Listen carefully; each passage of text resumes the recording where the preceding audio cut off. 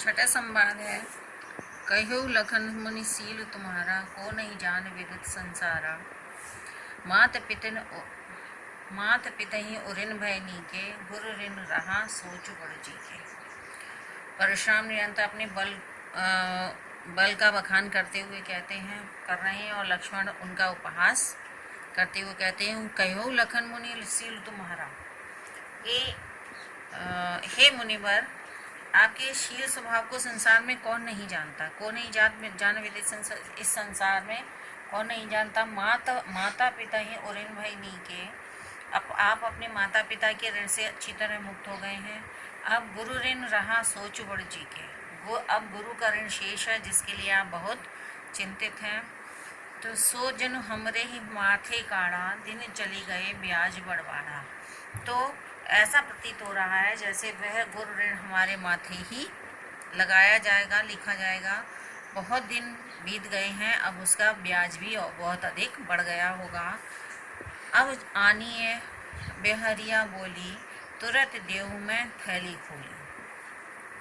तो अब बहुत दिन बढ़ गए हैं जिसके कारण ब्याज भी बढ़ गया होगा, इसलिए हिसाब लगाने वाले को बुलाकर, अब आनिया बेहरिया बोली तो हिसाब लगाने वाले को बुलाकर हिसाब भी लगवा लीजिए। मैं तुरंत देऊ में थैली खोली और मैं थैली को खोल करके तुरंत हिसाब चुकता कर दूंगा। सुन कटु बचन को कुठार सुधारा, हाय हाय सबका सभा पुकारा।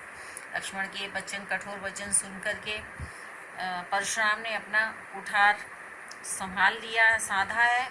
वैसे ही हाय हाय सब सभा पुकारा। उस सभा में सभी लोग हाय हाय, अरे ये क्या है, ये क्या है करके पुकारने लगे, कहने लगे। भृगुवर परसु दिखावो मोही, विप्र विचारी बचो न दोही।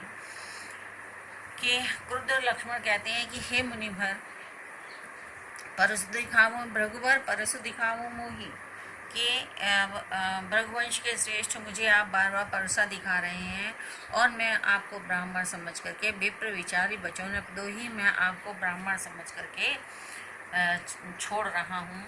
आज से पहले रण में आपको अच्छे योद्धा नहीं मिले हैं। मिले न कबहू सुभट रण गाड़े। आज से पहले कभी आपको रण में योद्धा नहीं मिले हैं। दुज देवता घर ही के बाड़े। हे ब्राह्मण देव, आप अपने ही घर में श्रेष्ठ होंगे। लक्ष्मण की अटपटी बातें, तीखी बातें सुन करके अनुचित कहे सब लोग पुकारे, रघुपति सही नहीं नया लखन निवारे। लक्ष्मण की अटपटी तीखी बातें सुन सभा में उपस्थित लोग कहने लगे कि लक्ष्मण अनुचित कही सब लोग पुकारे। सभी लोग कहने लगे कि लक्ष्मण अनुचित कह रहा है, रघुपति सही नहीं लखन निवारे। तब भगवान श्री राम ने लक्ष्मण को आंखों से सही नहीं रघुपति निवारे, आंखों से इशारा करते हुए कहा। लखन उतर आहुति सदे से, भृगुवर कोप प्रसान, बढ़त देख जल सम वचन, बोले रघुकुल बाण। तुलसीदास जी कहते हैं कि भृगुवंश में श्रेष्ठ परशुराम की क्रोध रूपी आग में के उतर आहुति, क्रोध रूपी आग में लक्ष्मण के वचन आहुति के समान है। भृगुवर को प्रसान, बढ़त देख जल सम वचन, बोले रघुकुल बाण। उस अग्नि को बढ़ता हुआ देख करके जल के समान शीतल वचन को बोलते हुए भगवान श्री राम ने शीतल वचन कहे।